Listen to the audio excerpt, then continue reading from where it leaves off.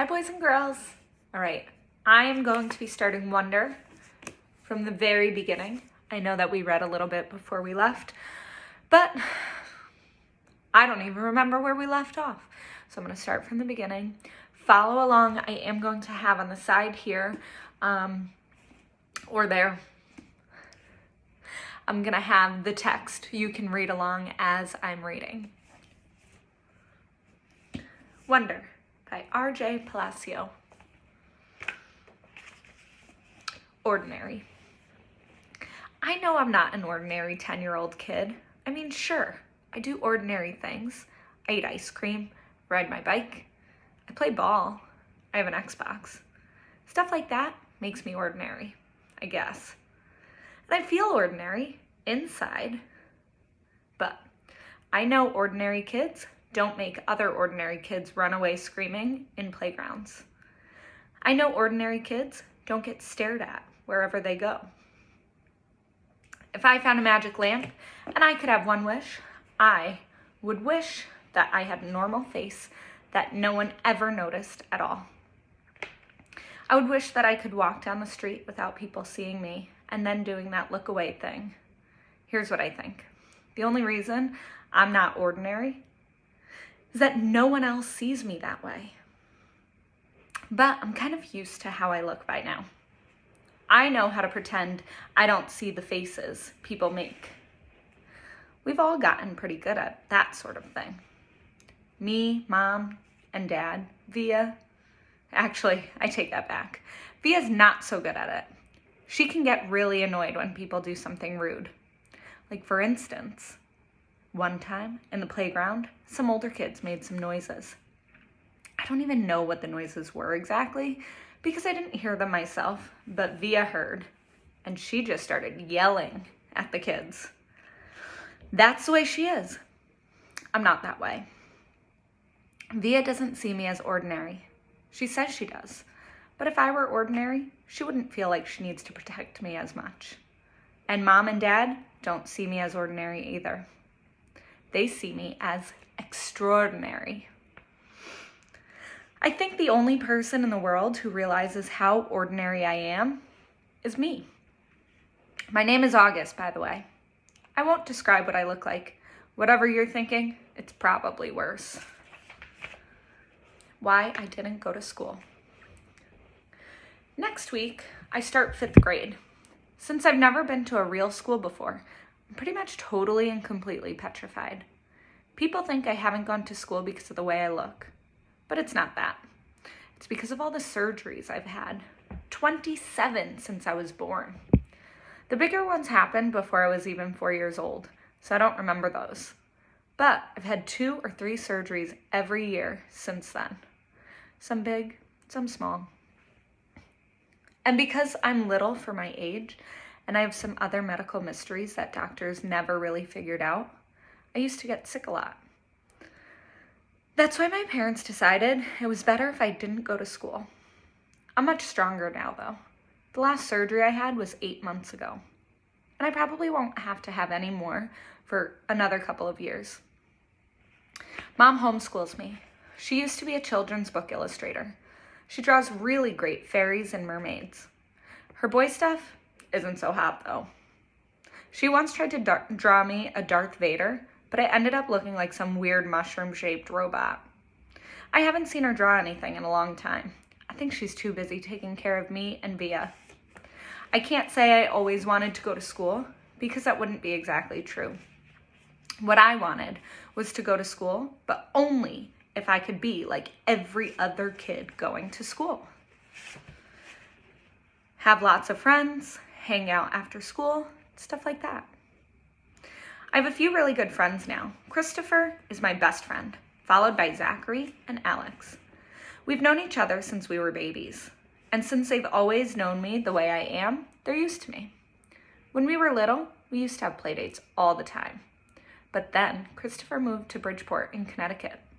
That's more than an hour away from where I live in North River Heights, which is at the top tip of Manhattan. And Zachary and Alex started going to school. It's funny, even though Christopher's the one who moved far away, I still see him more than I see Zachary and Alex. They have all these new friends now. If we bump into each other on the street, they're still nice to me. They always say hello. I have other friends too, but not as good as Christopher, Zach, and Alex were. For instance, Zach and Alex always invited me to their birthday parties when we were little, but Joel and Eamon and Gabe never did. Emma invited me once, but I haven't seen her in a long time.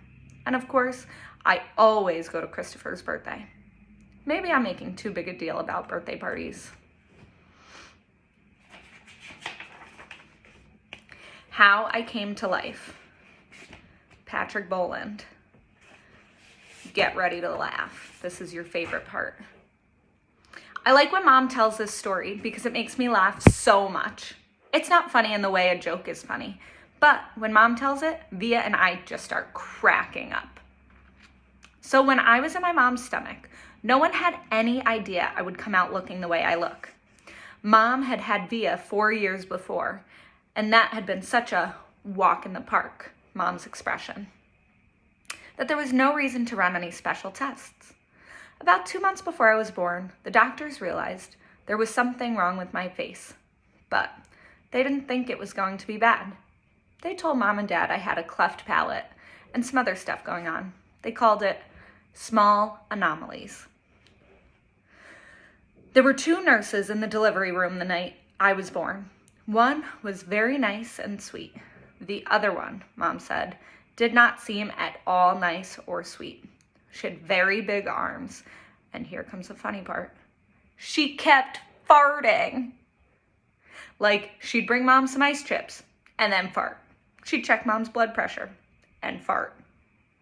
Mom says it was unbelievable because the nurse never even said, "Excuse me." Meanwhile, Mom's regular doctor wasn't on duty that night. So Mom got stuck with this cranky kid doctor she and Dad nicknamed Doogie after some old TV show or something. They didn't actually call him that to his face, though. But Mom says that even though everyone in the room was kind of grumpy, Dad kept making her laugh all night long. When I came out of Mom's stomach, she said the whole room got very quiet. Mom didn't even get a chance to look at me because the nice nurse immediately rushed me out of the room.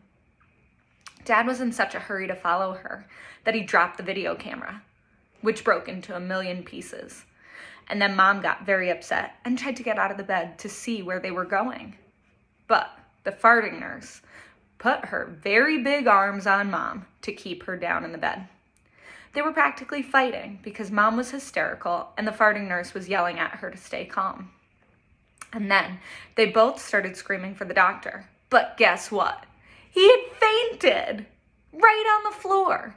So when the farting nurse saw that he had fainted, she started pushing him with her foot to get him to wake up, yelling at him the whole time, "What kind of doctor are you? What kind of doctor are you? Get up!" And then, all of a sudden, she let out the biggest, loudest, smelliest fart in the history of farts. Mom thinks it was actually the fart that finally woke the doctor up. Anyway, when Mom tells this story, she acts out all the parts, including the farting noise. And it's so funny. Mom says the farting nurse turned out to be a very nice woman. She stayed with Mom the whole time, didn't leave her side, even after Dad came back. And the doctors told them how sick I was. Mom remembers exactly what the nurse whispered in her ear when the doctor told her I probably wouldn't live through the night. "Everyone born of God overcometh the world." And the next day, after I had lived through the night, it was that nurse who held Mom's hand when they brought her to meet me for the very first time. Mom says by then they had told her all about me. She had been preparing herself for the seeing of me. But she says that when she looked down into my tiny mushed up face for the very first time, all she could see was how pretty my eyes were. Mom is beautiful, by the way, and Dad is handsome. Via is pretty, in case you were wondering. Christopher's house, and then I'll stop. I was really bummed when Christopher moved away 3 years ago. We were both around 7 then. We used to spend hours playing with our Star Wars action figures and dueling with our lightsabers. I miss that. Last spring, we drove over to Christopher's house in Bridgeport. Me and Christopher were looking for snacks in the kitchen, and I heard Mom talking to Lisa, Christopher's mom, about my going to school in the fall. I had never, ever heard her mention school before. "What are you talking about?" I said. Mom looked surprised, like she hadn't meant for me to hear that. "You should tell him what you've been thinking, Isabel," Dad said. He was on the other side of the living room talking to Christopher's dad. "We should talk about this later," said Mom. "No, I want to know what you were talking about," I answered. "Don't you think you're ready for school, Augie?" Mom said. "No," I said. "I don't either," said Dad. "Then that's it, case closed," I said, shrugging, and I sat in her lap like I was a baby. "I just think you need to learn more than I can teach you," Mom said. "I mean, come on, Augie, you know how bad I am at fractions." "What school?" I said. I already felt like crying. "Beaker Prep, right by us." "Wow, that's a great school, Augie," said Lisa, patting my knee. "Why not Via's school?" I said. "It's too big," Mom answered. "I don't think that would be a good fit for you." "I don't want to," I said. I admit, I made my voice sound a little babyish. "I don't want to." "You don't have to do anything you don't want to do," Dad said, coming over and lifting me out of Mom's lap. He carried me over to sit on his lap on the other side of the sofa. "We won't make you do anything you don't want to do." "But it would be good for him, Nate," Mom said. "Not if he doesn't want to," answered Dad, looking at me. "Not if he's not ready." I saw Mom look at Lisa, who reached over and squeezed her hand. "You guys will figure it out," she said to Mom. "You always have." "Let's just talk about it later," said Mom. I could tell she and Dad were going to get into a fight about it. I wanted Dad to win the fight, though a part of me knew Mom was right. And the truth is, she really was terrible at fractions.